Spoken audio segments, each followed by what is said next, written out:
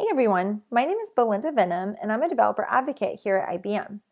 Today I'll be showing you how you can set up an application that uses Cloud Object Storage and IBM Cloud Functions to do some image analysis and processing. When you get a new item in your Cloud Object Storage, you might want to run some additional processing on it.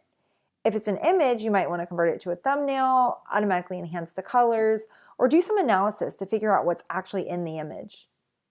In this application, when users upload an image to our Uploader web app, the images will be stored in Cloud Object Storage in a bucket. The new image in the bucket will cause a Cloud Functions trigger to fire, which is connected to two different serverless functions. One of the functions will convert the image to charcoal and then post the resulting image in a different bucket for the results of the processing. The other function will make a call out to the Visual Recognition Service API to figure out the content of the image. The results from the API will be parsed and then written into the bucket as a text file. Let's check this out in action. The first step is for our users to upload their images. To make this easy, we've got a simple web application that uploads images to our Cloud Object Storage instance. Once an image has been uploaded here, we should see that it shows up in the Cloud Object Storage bucket. So if we go over to our storage instance on IBM Cloud and click into our bucket, we'll see that our image showed up there. We have an IBM Cloud Functions trigger that's set up to listen to this bucket, so anytime there's a change to the bucket, our trigger fires. So let's go over to IBM Cloud Functions and check out the trigger in our serverless actions. The trigger, which we named cause trigger, is tied to a sequence of actions called image sequence. So we can see our sequence includes a few different actions.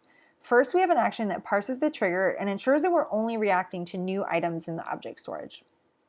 We'll then get the signed URL of our new image, and then finally we'll call the processing functions for this image. Call processing functions will actually invoke two different OpenWidth sequences in parallel. One will charcoal our image, and the other will do the visual recognition analysis. Our gray and write sequence will do the image processing to charcoal the image, and then once that's complete, it will write the result to our processing bucket. Let's click in and check out the code for this action. We can see it's using the ImageMagick library to do the processing. The visual recognition sequence is similar, so instead of doing some work to charcoal the image, it's going to make a call out to the visual recognition service, parse the return values, and then write the results into our processed bucket. Let's check out the code for this action. We can see it's making a call to the visual recognition service using the Watson SDK that's included with this runtime. It does a little processing and parsing of the results and then passes that information off to the next action, which will write into the object storage. Let's check out the Monitor tab to confirm that everything was run. As expected, we can see our trigger fired, which caused our other actions to run.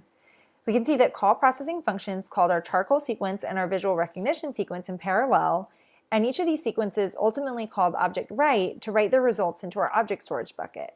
So if we go over to Cloud Object Storage and then find our processed images bucket, we should be able to see those results in there.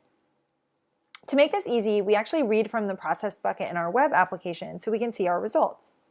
Great, so we can see our results here. We have our charcoaled elephant, and then we have some visual recognition results. We can see Indian elephant and mammal and animal, as well as some associated confidence scores for each of those. If you're interested in setting this up yourself, just go check out the GitHub and then follow along with the instructions. As always, please reach out if you have any questions.